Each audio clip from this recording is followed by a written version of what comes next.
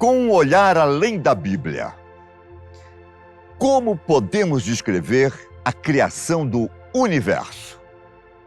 Essa talvez seja a maior dúvida de todos os tempos. Nesta série documental, original da Fatos Desconhecidos, nós recebemos alguns convidados para discorrer sobre essa e outras questões. Será que a religião consegue concordar com a ciência? Como o universo foi criado? Existe mais de um? Muitos aprenderam que, no princípio, Deus criou o céu e a terra.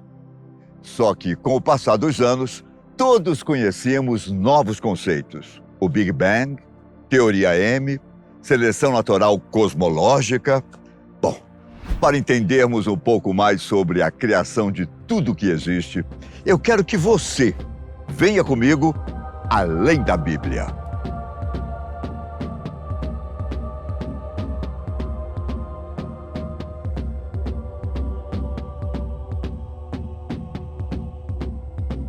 Será que tudo começou após uma explosão em que toda a matéria estava concentrada em um único ponto? Ou um ser divino, todo-poderoso, criou tudo isso? O entendimento sobre isso pode muito bem ser como um copo com água.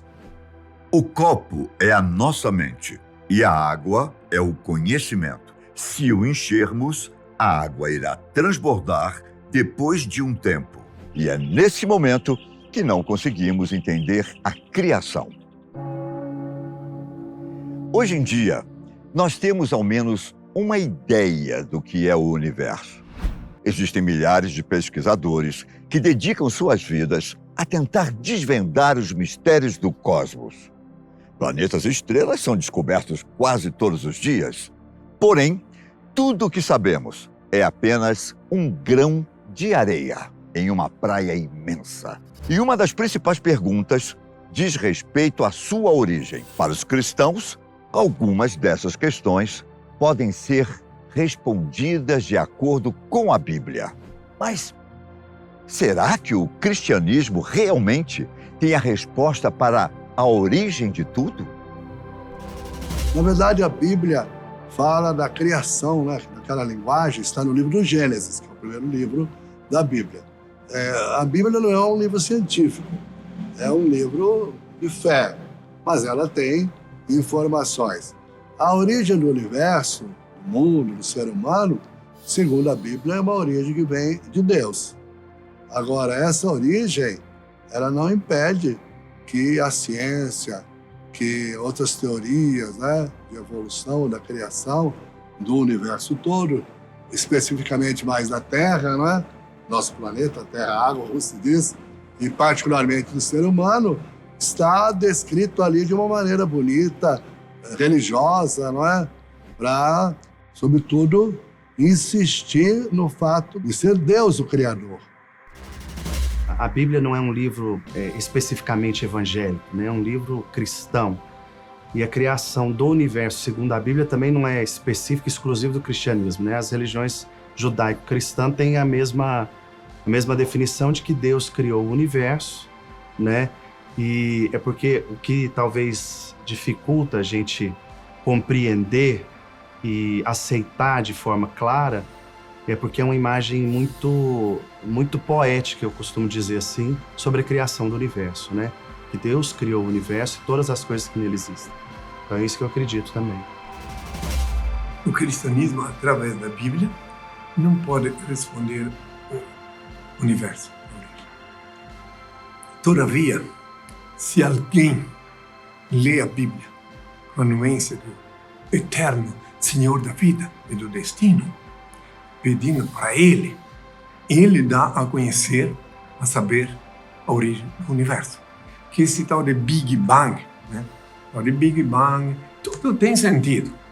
Só que a origem do universo... Note bem uma coisa, quem quiser compreender, compreenda. Deus é o único ser incriado. Ninguém pode criar Deus. Nos últimos séculos, muitas pessoas tentaram buscar uma forma de conciliar a religião com a ciência. Um contraponto entre a fé e a razão. E a maior dificuldade não é necessariamente colocar as diferenças de lado, mas sim encontrar o exato ponto que pode fazer as duas coisas caminharem juntas. Se levarmos em consideração a teoria do Big Bang, o universo surgiu há cerca de 14 bilhões de anos, em um momento em que ninguém fazia ideia de como era o cosmos. Um único átomo, o átomo primordial, concentrou tamanha energia e se tornou tão denso e quente que acabou explodindo no universo que conhecemos hoje. Mas é claro que não foi tudo imediatamente, não é? Logo após a explosão, o cosmos começou a expandir, resfriar e formar matéria. Daí surgiram as galáxias, as estrelas, os planetas e talvez coisas que ainda nem sabemos da existência. Como esse evento de fato começou? Há quem diga que Deus pode ter muito bem iniciado o Big Bang, mas outros afirmam que não. Tudo simplesmente estava seguindo um curso normal, natural. Em 2014, o Papa Francisco foi muito direto ao dizer que o Big Bang não contradiz a intervenção criadora divina. Pelo contrário, a exige. E em meio ao emaranhado de ideias e possibilidades de associação, nós temos que tomar cuidado para não entrar em um looping eterno de quem criou quem. Existe um criador do criador? O que existia antes de tudo? Sobre isso, nós poderíamos discutir o dia inteiro. Mas fato é que muitos religiosos não encontram problema em dizer que Deus trabalha usando a ciência e que, a partir do Big Bang, tudo passou a se desenrolar de uma forma favorável para que a vida existisse. Então, o universo foi criado há cerca de 14 bilhões de anos. A Terra surgiu há mais ou menos 4,5 bilhões de anos. A Bíblia não é muito direta sobre essas informações, mas talvez exista uma forma de conciliá-las. Que a ciência é um esforço humano de tentar compreender as coisas que não são tão fáceis de ser compreendidas. Mesmo o Big Bang, né? Mesmo o Big Bang. Talvez essa seja, inclusive, a grande discussão teórica, digamos assim, entre Einstein e Stephen Hawking, né? O acaso existe, não existe, tem um ser maior que criou tudo isso? Na minha concepção e na minha crença pessoal, mesmo que o nome dado ao verbo haja luz, dito na Bíblia, mesmo que esse verbo seja chamado pela ciência de Big Bang, eu creio que sim, talvez possam ter sido milhões, bilhões de anos cronológicos como a gente os compreende hoje. Sim, o Big Bang, como já disse, falam tanto no Big Bang, né? Então, seria como eu diria, um minúsculo sinal se ocorresse, se todo o universo dependesse do Big Bang, então seria apenas um sinal do Criador. Que uma coisa que a humanidade tem que tomar consciência, que Deus é muito maior do que o universo. Eis o grande problema. Então, eu tenho consciência que Deus e o universo são uma só coisa. Sim, só que ele é maior que o universo, entendeu isso? Quer dizer que Deus e o universo, o cosmos, são uma só coisa. Só que ele que é o Criador, ele é maior que o universo. Se o universo, por causa de um Big Bang, não importa o que, fosse vacilar-se, Deus não. Ele continuaria existindo. Segundo o livro de Gênesis, tudo foi criado por Deus em apenas 6 dias, sendo que no 7º, ele descansou. Essa pode ser uma simples alegoria a respeito da passagem do tempo. Uma forma mais romântica de contar uma ideia complexa que, para ser sincero, ainda não sabemos dos detalhes mais sórdidos. Eu gosto mais do termo poesia do que alegoria, para ser bem honesto contigo, porque a alegoria é uma forma que a gente criou de visualizar tudo isso, né? Como se fosse um estalar de dedos do Thanos, dos Vingadores, e tudo se faz. Então esses 6 dias, essa criação, é uma poesia. Não tem como avaliar isso de forma literal, né? Não tem como traduzir isso de forma, olha, foram 6 dias. Ele começou na segunda e aí sexta-feira já estava quase concluindo pensando no fim de semana. Não é bem assim. A palavra alegoria é interessante, né? Mas a gente interpreta como naquela linguagem, não é? Uma linguagem até bonita, poética, Mas é claro que a cada dia pode corresponder milhões de anos, né? Em outras palavras, ali é um relato religioso, simples, mas bonito. E para valorizar, inclusive, o sétimo dia, que para o judeu é o Shabat, sábado, dia santo por excelência. E para nós cristãos católicos, é o domingo, que foi o dia correspondente à ressurreição de Jesus. Que a Bíblia é um livro de letras mortas, repleta de fábulas, lendas, parábolas, metáforas e até charadas. Só com a nuance do artista alguém pode compreender ela. Ela é sagrada porque ela carrega em seu bojo as leis sagradas. Porque 6 dias na Bíblia pode ser 6 trilhões de anos. Por quê? Peraí, eu sei que tu compreendeu, mas só que praticamente ninguém parou para pensar por que pode ser 6 trilhões de anos. Eis a incógnita. 6 trilhões de anos, porque lá onde ele reina absoluto, o tempo não conta. Eu creio que não há esse conflito. Houve, durante o decorrer do século, momentos de conflitos da fé com a ciência, pode ser que haja outros. Mas dentro da própria igreja, houve uma evolução nas doutrinas, não é? Aquilo se refere, no caso específico, à criação do mundo. E não há, repito mais uma vez, não há nenhum impedimento que se afirme a evolução, que esses dias aí correspondem a milhões de anos, e nós sabemos disso, e não fere, repito, a fé que nós temos de afirmar que o Criador, desse mundo, do planeta Terra, água, do universo todo, nós afirmamos que é Deus. A ciência encontrou várias hipóteses sobre como a vida de fato surgiu no nosso planeta. Uma delas se chama panspermia e fala sobre a vida ter começado a partir de partículas do espaço que chegaram ao nosso planeta primitivo. O filósofo grego Anaxágoras as chamou de sementes da vida. A partir dessa interpretação, é possível dizer que a vida não teve início aqui na Terra, mas chegou tempos depois. Só que essa não é a hipótese mais aceita a respeito do tema. No século XX, os cientistas Oparin e Haldane surgiram com a ideia de que a vida começou aqui mesmo, dentro do planeta. Tudo graças às condições climáticas e atmosféricas da Terra primitiva. Determinados compostos presentes na atmosfera teriam sofrido a ação dos raios e da radiação ultravioleta, fazendo com que moléculas simples se originassem. Junte tudo isso à temperatura elevada e temos uma reação atmosférica que teria criado os primeiros aminoácidos. Carregados pelas chuvas e depositados em lagos e oceanos, esses mesmos aminoácidos reagiram ao contato com as rochas quentes da crosta terrestre e formaram as proteínas. Elas começaram a se nutrir dos compostos orgânicos da água, transformando-se em coacervados.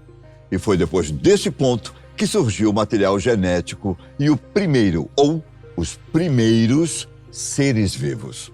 Um organismo completamente diferente do que conhecemos, que se nutria nos oceanos e lagos.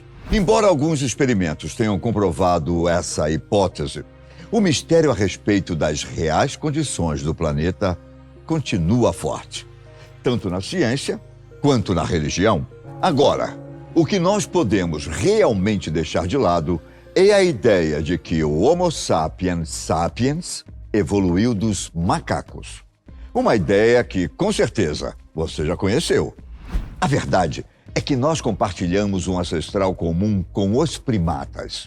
E a partir do momento em que percebemos isso, a teoria da evolução das espécies pode fazer bem mais sentido. Confesso para você que eu tenho dificuldade de imaginar que eu vim do macaco, simplificando a coisa e deixando ela bem grotesca, inclusive. Não creio nisso, não.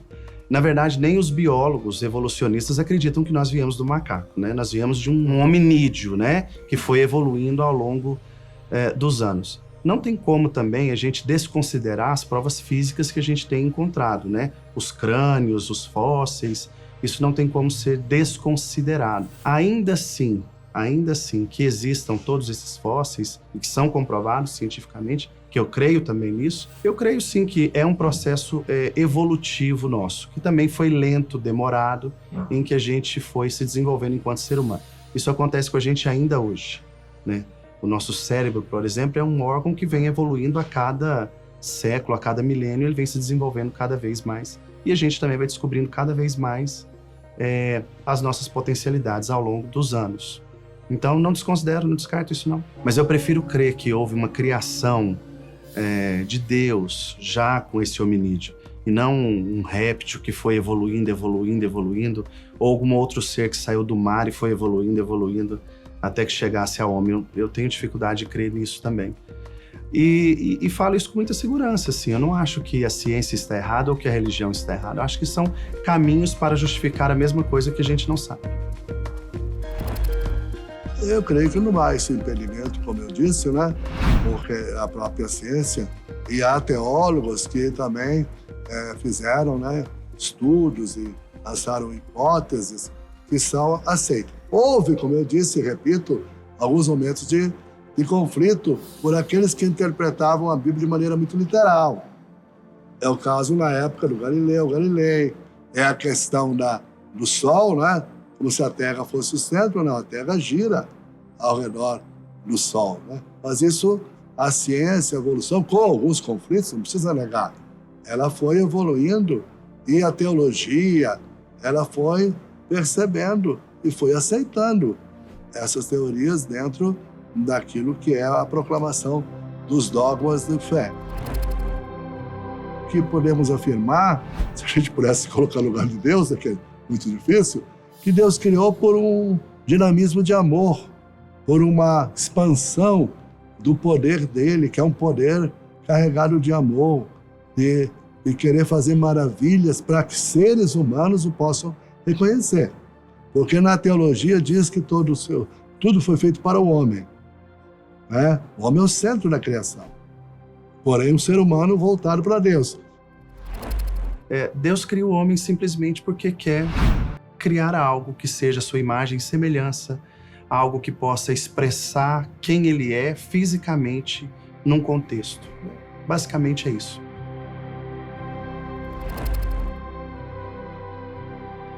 Ninguém é obrigado a crer, mas o Senhor me mostrou, né?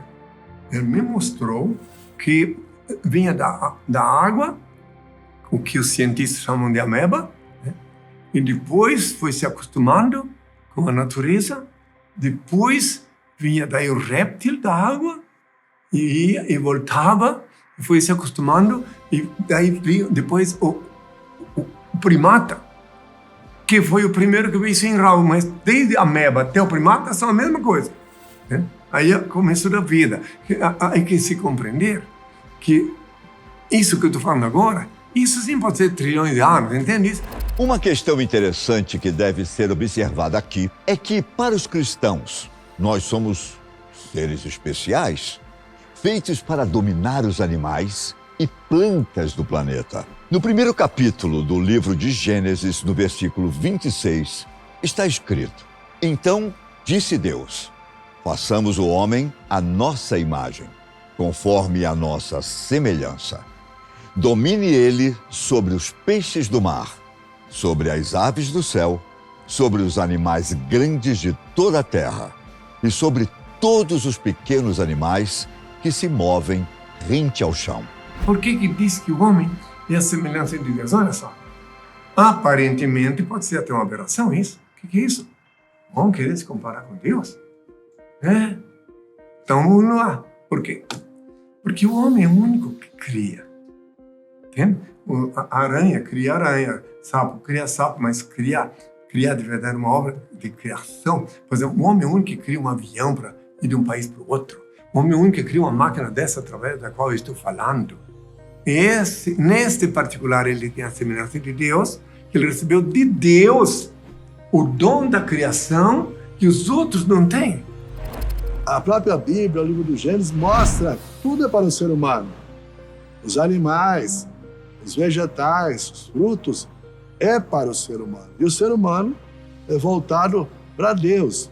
Mas Deus não vai atrapalhar, não vai diminuir a dignidade, o valor, a competência do ser humano. Ao contrário, se nós pudéssemos falar numa linguagem que é nossa, como se fôssemos deuses, nós diríamos que Deus fica muito feliz em ver o ser humano com a sua capacidade, quantas coisas maravilhosas que o ser humano criou. Talvez, quando o assunto seja sobre as maravilhas criadas pelo homem, as maravilhas que deixam as pessoas encantadas, sejam uma simples forma de intuição divina, uma ideia ligada ao Criador.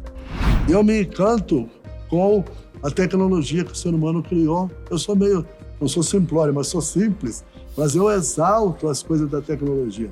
Você está hoje em Goiânia, amanhã cedo você está em Lisboa, na Europa. Avião, por exemplo. Celular, né, que hoje você usa com facilidade, às vezes não usa bem, mas é algo maravilhoso que o ser humano foi capaz de fazer. A ciência, a medicina, estamos vivendo mais, apesar de todos os problemas, né? E que Deus é tão perfeito, Ele criou a natureza tão perfeita, que tem a cadeia alimentar, que tem... Então, eu, na minha luz, na minha forma de ver as coisas, eu amo os mosquitos, as aranhas, as serpentes, todos os seres que se movem sobre a terra. E se eu não amar eles, eu estou traindo meu pai. Será que existe um ponto, um limite, até onde a ciência pode chegar? Ou vai ver, é como um copo com água. E existem mistérios que não estamos prontos para serem revelados por Deus? Eu espero imensamente que nunca acabe esse mistério. Porque senão acaba a ciência e acaba a existência do homem na Terra.